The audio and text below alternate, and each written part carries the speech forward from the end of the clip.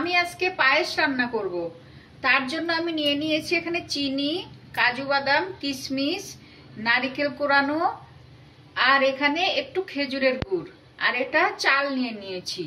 আমি এখন চালটা ধুয়ে নিয়েছি। এই যে আমি দুধটা জাল দিয়ে নিয়েছি।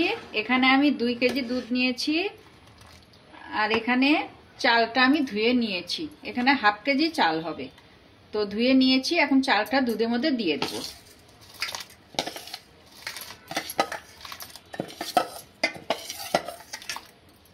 এখন চালটা সেদ্ধ করে নিব।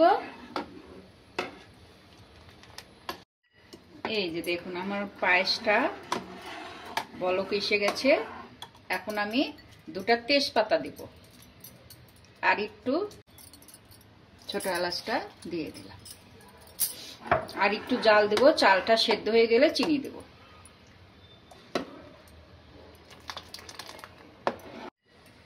হাই, দেখুন আমার পায়েসটা হয়ে গেল।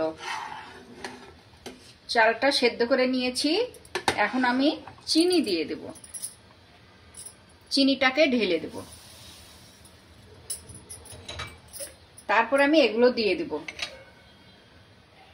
নারকেল কোরানো, কাজু বাদাম, কিশমিশ এগুলো এখন দেব, আর খেজুরের গুড়টা পরে দেব, পায়েসটা নামানোর পর।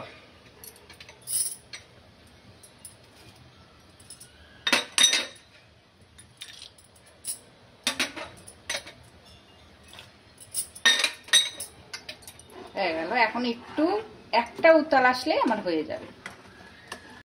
হাই, দেখুন আমার পায়েসটা হয়ে গেছে। এবার আমি খেজুরের গুড়টা একটু দিয়ে দেব। খেজুরের গুড়টা এখন পায়েসে দিয়ে দেব।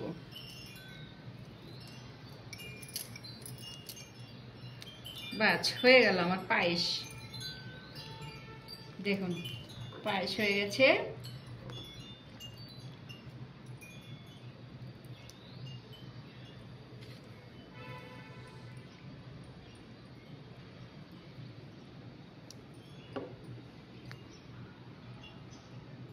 পায়েসটা একটু ঠান্ডাই খেতে হয়।